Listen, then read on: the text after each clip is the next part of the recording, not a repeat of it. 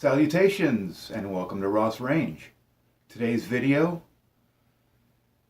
the Second Amendment.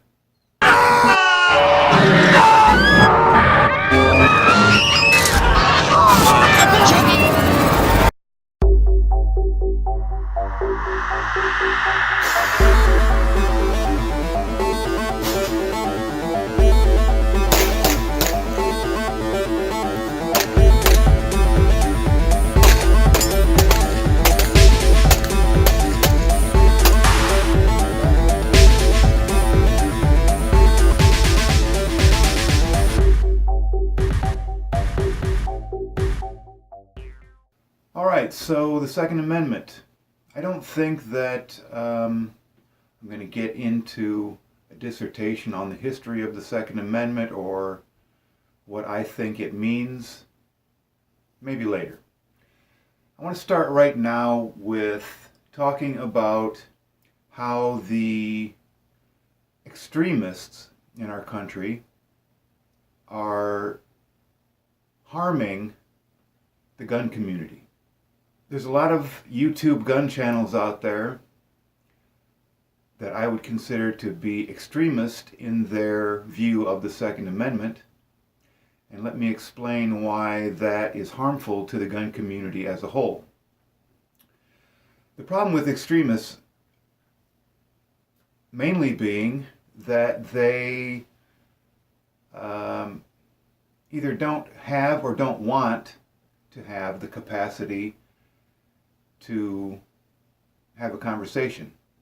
Now, I understand that simply stomping your feet and throwing yourself on the floor and crying and melting like a precious snowflake is much easier than having a conversation about gun rights, the Second Amendment, public safety. I get that it's a lot easier to stick your fingers in your ear and repeat over and over again, shall not infringe, not from only from my cold dead hands, whatever the stupid Molon Labe, whatever your particular don't tread on me meme or trope is. I understand that that's simple.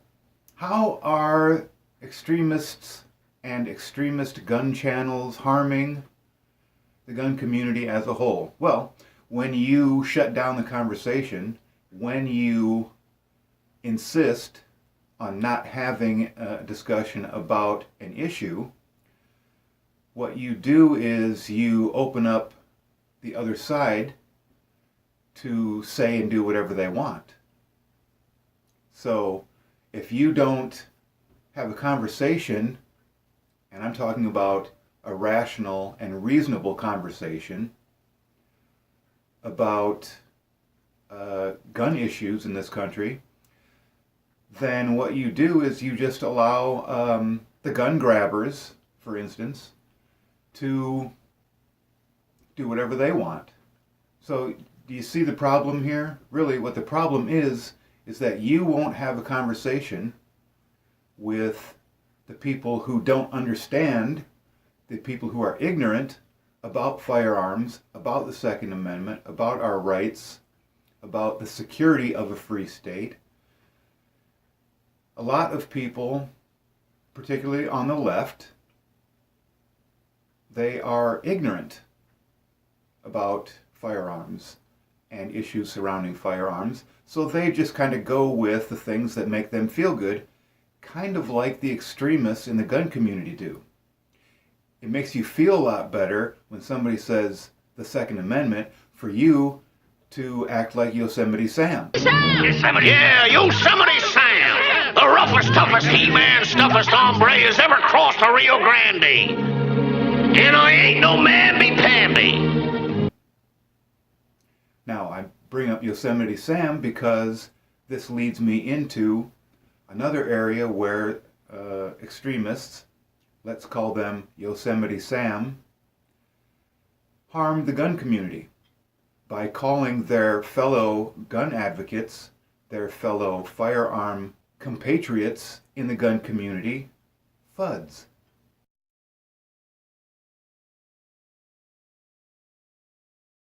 Now, when you call somebody a FUD, what you're doing is you're saying that your opinion, your position doesn't matter. You are telling those people that you don't value their opinion. You're being dismissive of their position. And these are people who own firearms, who believe in the Second Amendment, who appreciate the Second Amendment, and should be your ally. But you call them a FUD, and so they say, fuck you. I use a hunting rifle. Works good for me. If you're going to be a dick, then you don't need an AR, because you don't need it to hunt with.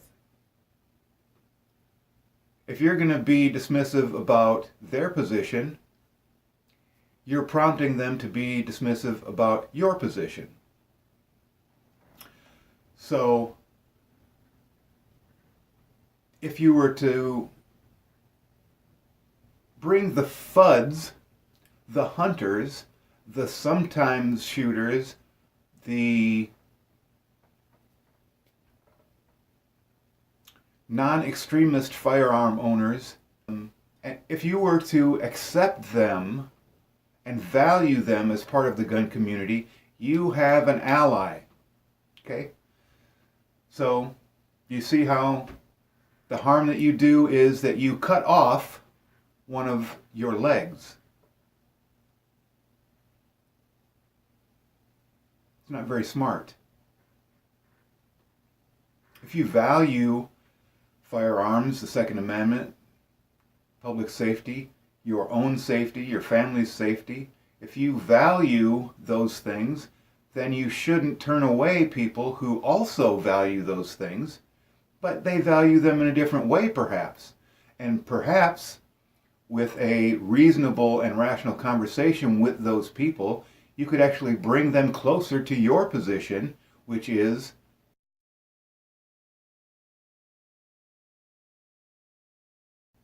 okay, you get a guy who's a hunter. Deer hunters aren't the only hunters out there. Deer hunters aren't simply guys who go to the range once a year to sight in their hunting rifle and that's it. There are some of those, but they still are firearm owners. They still are opposed to unreasonable gun regulations. Those are your allies. Don't be dismissive. Don't turn them away. Welcome them into the community and explain to them why just because they hunt doesn't mean they need to be against sporting rifles, target shooting, competitions. Okay?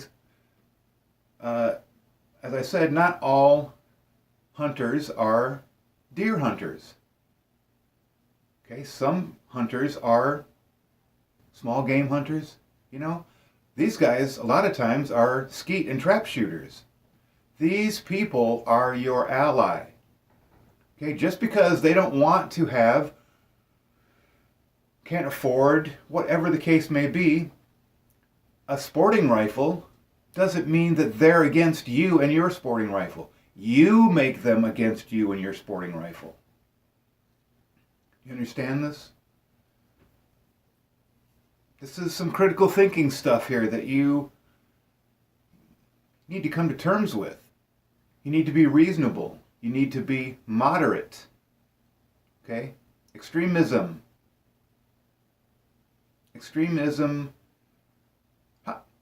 How's that working out so far? Are you stopping gun regulations with your extremism? Are you stopping gun regulations by pushing away hunters? Are you being successful in your attempt at removing all gun regulations? No, you're not.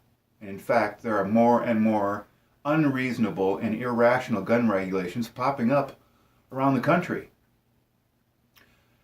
The main reason for this is that you are turning off people who are generally intelligent people who would listen to a reasoned argument if you could articulate one. And if you can't articulate one, then shut the fuck up. Because you're doing a disservice to the community as a whole. Okay, so let me quickly talk about Benchmade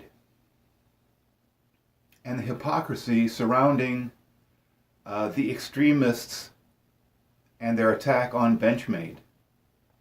So Benchmade was contacted by their local police department. You know, the police, the thin blue line that you have slapped all over your truck.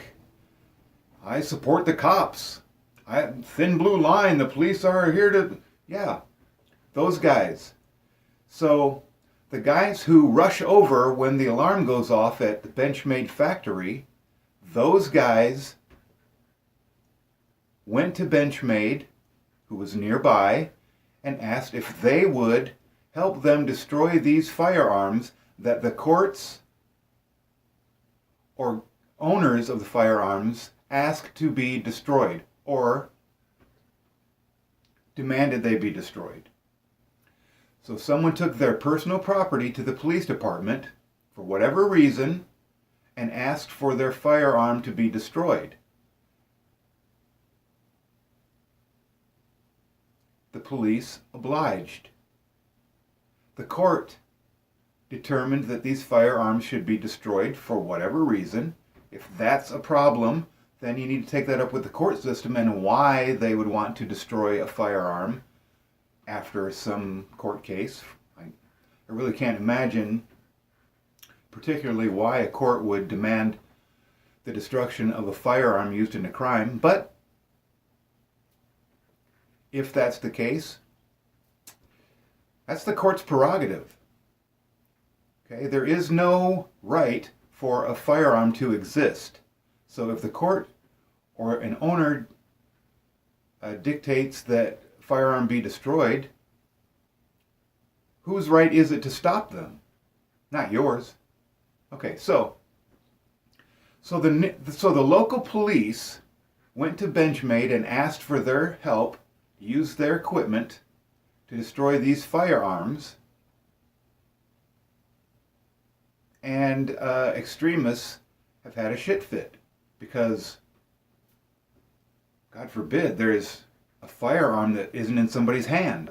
I could go on about the hypocrisy in the gun community surrounding people owning firearms, because I watch many YouTube channels where people who own gun stores, gunsmithing, whatever, have mountains of videos about idiots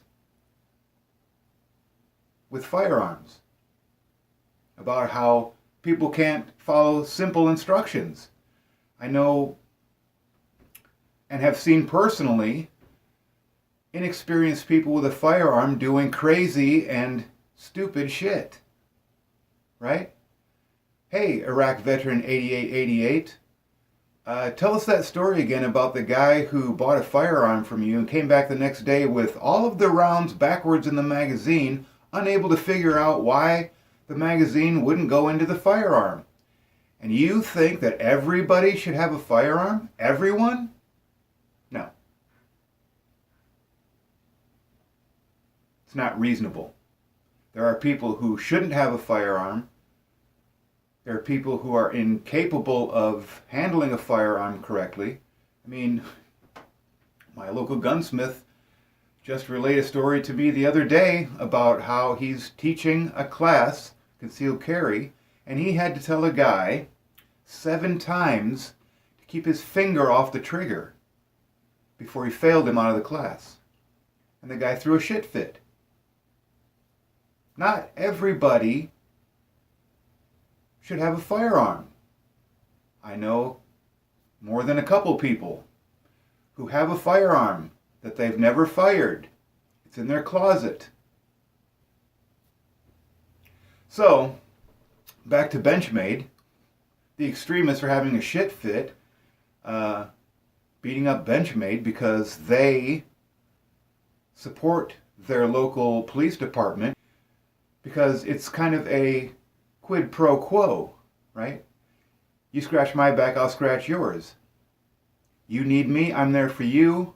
I need you, you're there for me. When my alarm goes off, I want the place surrounded by fucking cops. When the cops come to me and say, can you help us out with this? Yeah, I'll do that for you. Because remember, when the alarm goes off, I need you over here, right? Okay, so don't shit on Benchmade. You could say, well, they could say no. Yeah, they could. But the police are going to destroy those firearms anyway, and then they're going to go to Benchmade and say, well, gee, you should have helped us out. We would have really appreciated that. Okay, then it comes out that Benchmade has donated to gun grabbers, Democratic politicians who are anti-gun. Well, because their state is a blue state, because they are interested in their business model, okay? They're a manufacturer of knives, not of guns. Okay, they're trying to get legislation through their local Congress or through the federal Congress on knife legislation. So they're working towards that, and the politicians in their area are Democrats. So they got to pay off, which is the capitalist model, right? They have to pay off the politicians to get what they want for their business. Isn't that what capitalism is all about? Don't companies have the right to do their business model, and they got shareholders they need to look after, not the consumer, and the consumer can make their own choices, blah, blah, blah, blah. Hyperbole and hypocrisy, right? Because it's okay for every corporation to do their thing, because that's what they do, unless you don't like it. And then when you don't like it, you're going to go shit on that company. Benchmade has put out a statement saying that they are pro-Second Amendment, but their local police asked them to help them do this thing, perform a service that the police were going to do anyway somewhere else. So yeah, they scratched the back of the police so that the police will scratch theirs when it comes time. This is the capitalist model, right? Money. Got to give some money to the people who are going to help your business succeed. Now, if Benchmade went out of business because they couldn't get legislations passed because they wouldn't donate to politicians who they don't agree with on some other issue, that would be a shame, wouldn't it? All those people out of work, all that money taken out of the economy. Think before you run your stupid mouth, okay?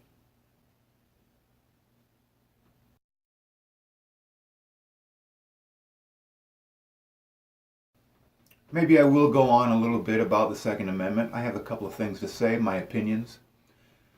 And you can disagree if you want. I hate you. But I want you to think about a few things, okay? First off, a well-regulated militia, comma, okay, a well-regulated militia. Now, what is a militia? A militia is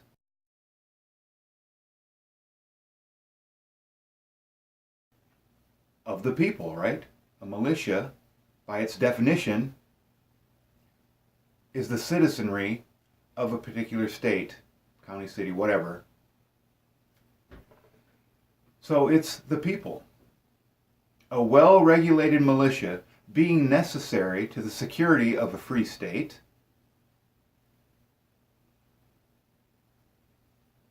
the right for the people to keep and bear arms shall not be infringed. So it's saying, right there, it's laid out, right, that a militia is necessary for a free state, so the people must be armed so that when the time comes, they can operate as a militia for the security of their state. Now, does that mean that every individual needs to have a firearm? No, I don't believe that it does, and it doesn't say that.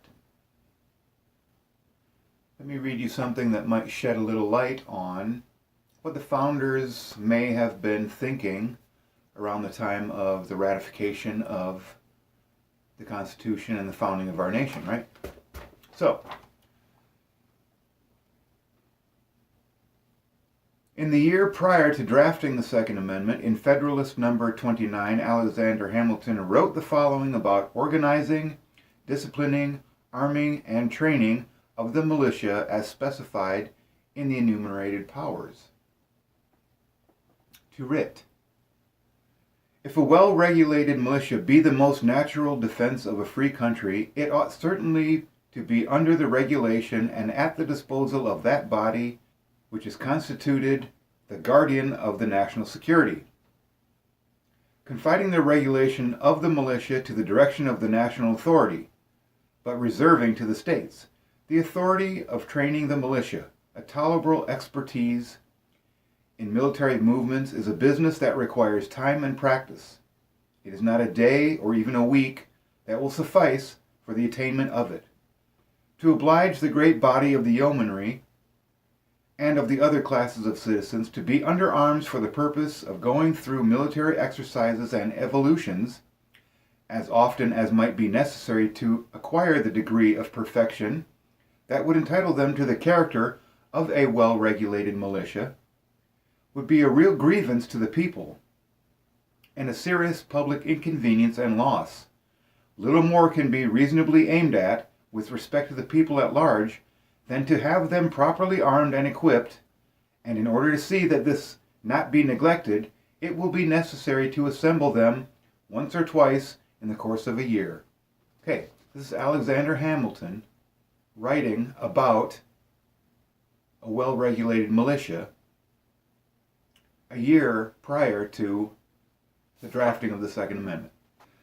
On May 8th, 1792, Congress passed an act more effectually to provide for the national defense by establishing a uniform militia throughout the United States requiring, quote,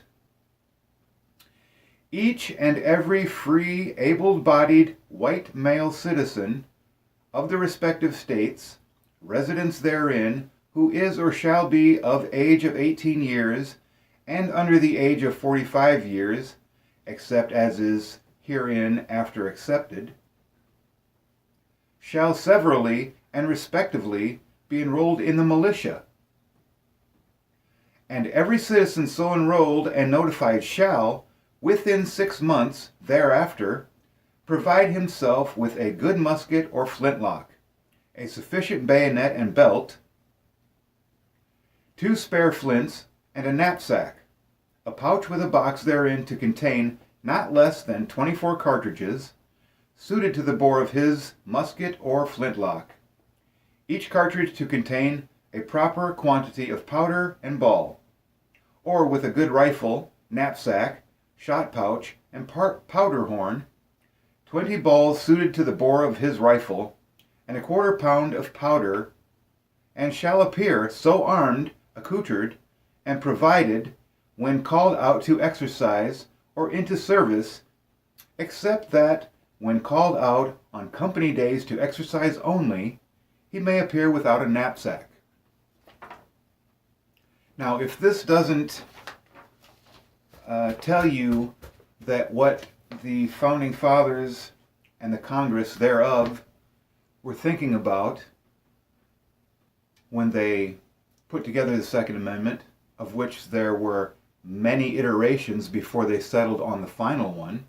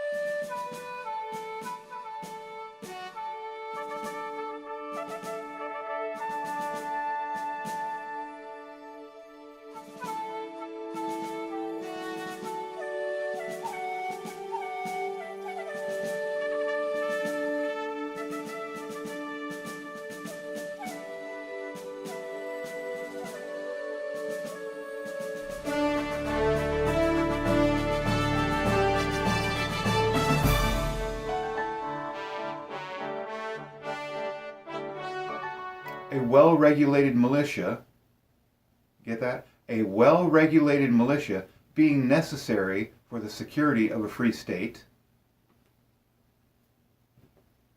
Okay, the militia is necessary. Who are the militia? Well,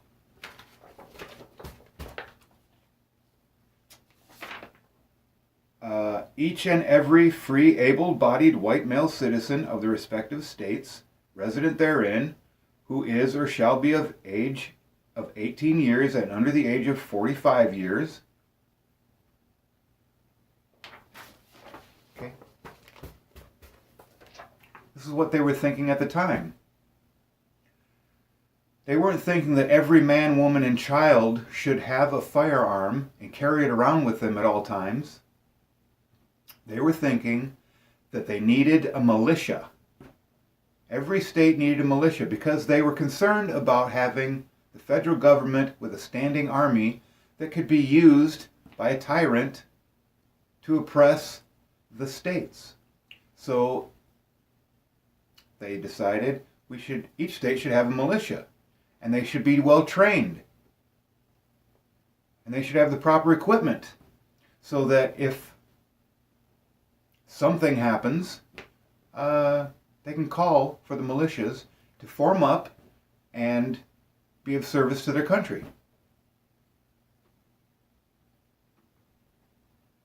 So what I take from this is that people need training, right? You can't perform the function of securing a free state if you are untrained, if you don't have the proper equipment, if you don't know what you're doing, if you're unskilled with firearms, if you're unknowledgeable in firearms. Okay, today we recognize that we have a standing army and we have a National Guard, but we don't require any longer that every white male of the proper age be a part of the militia. We allow for people to decide whether they want to participate or not. Now, you can promote the idea that they should be, that it's reasonable. Frankly, it's not reasonable for every person in this country, or even every male person in this country, to own a firearm. When I was in Marine Corps boot camp, there were several guys who washed out because they were incapable of meeting the minimum requirements of a rifleman. They were unable to score well enough to earn the title of Marine. Marines are 0311 riflemen, first and foremost. Have to be able to shoot, have to be able to match a minimum score to earn the title of Marine. So, not everybody is suited to firearms. Not everybody should have one. Not everybody's smart enough or educated enough or capable of handling or understanding a firearm. In my personal opinion, I believe that, well, let me put it this way. When I was about 12 years old, I wanted to go hunting with my father. I was not able to acquire a hunting license in the state of Michigan until I took a firearm safety class because I was under the age of 18. So in order to get a hunting license, I had to take a class on safety. Now, why did I have to do this? Why did the state require me to have training or education before they allowed me to go out in the commons and hunt around other people? Because they want to make sure that I understand the gravity of what I'm doing, so that I don't shoot another hunter, so that I don't fool around with a weapon and harm somebody, right? So in order to get a hunting license, which means that you can go out on public land and hunt and fire a firearm, a 12-year-old needed to go and take a class so that he understood. Now, of course, my father trained me in how to use a firearm, but the law dictated that for public safety, I needed to go and take a firearm safety course. And the NRA put that on. I went, I did my deal, get my license, and I could go hunting. That was really the purpose of the NRA back in those days, before they got taken over and turned into the lobbying arm of the gun and ammunition industry. Neither here nor there. Well, it is actually prescient, but not really what I'm trying to get across here. The point is that, in my personal opinion, I think that firearm owners should need to take a training course and pass a test before they are allowed to purchase a firearm. Plain and simple. And I'm not talking about any kind of registry. I'm not talking about registering firearms. I'm talking about registering you as a person who is allowed to have a firearm. Here in the state of Illinois, you have to get a firearms card. The firearms card is really just so that the state can check and make sure that you are not a felon or retarded, whatever, that you're mentally capable. It doesn't require you to register your firearm with the state police or anything like that. It requires you to spend money, is really what it really is. You're going to pay the tax, and you don't get any training for it. Right? In my estimation, you should be required to get training. If you're going to pay a fee, you should get something out of it other than a card that says, now you can exercise your Second Amendment right. That, to me, is an irrational law. In my mind, people should take courses. Just think of all the people that would be employed in training, right? They can be NRA certified trainers, instructors. Okay?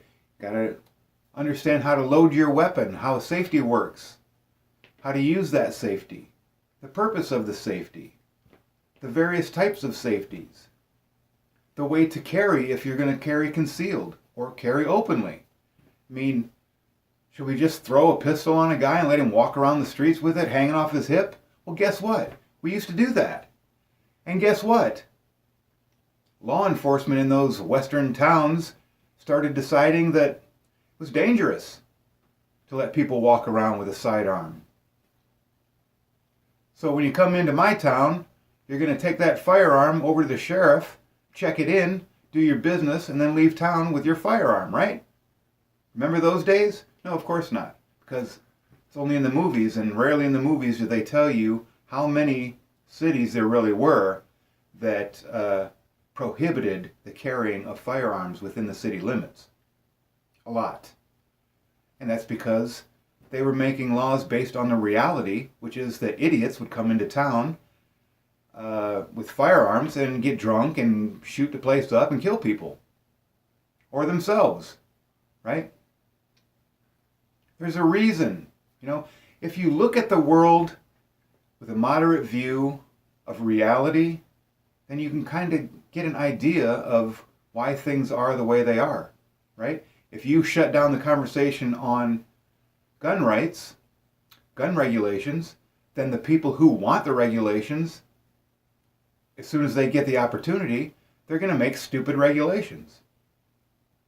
If you have a conversation with those people, try and help them understand, then maybe when they have the opportunity, they won't make a stupid regulation.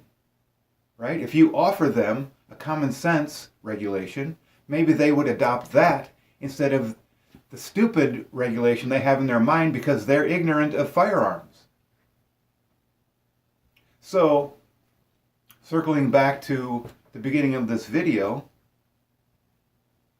extremists, you are doing harm to the gun community. You are doing harm to the Second Amendment. You are causing nonsensical regulations instead of fighting for sensible regulations,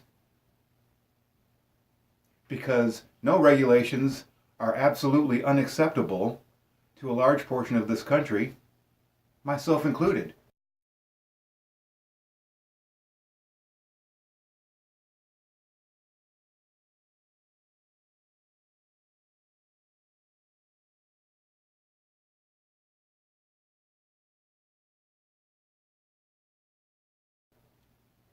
And I took an oath to defend the Constitution. I'm trying to defend the Constitution. I'm talking to you now in an effort to defend the Constitution. Because what you're doing is undermining the Constitution. I want you to think about these things. I want you to think about your attitude towards people who are ignorant of firearms. If you just shit on them and call them gun grabbers and fuds and whatever other pejorative you can come up with to make yourself feel better, you're doing harm. You're not building bridges. And we need to build bridges to prevent these stupid regulations like barrel length regulations and magazine capacity regulations and a myriad of stupid ideas that ignorant people, they just come up with stuff because they don't know any better. Because when the opportunity arises for them to be educated, they're just shit on. So, I'll reiterate a comment that I made elsewhere in the video, which is, if you're incapable of articulating a rational argument or bridging the gap and talking to the other side in a reasonable manner, then shut the fuck up. Don't sit on your fucking gun channel and call hunters fuds. Call them your friend. Offer your hand to those people. Your ally. Right, Yosemite Sam?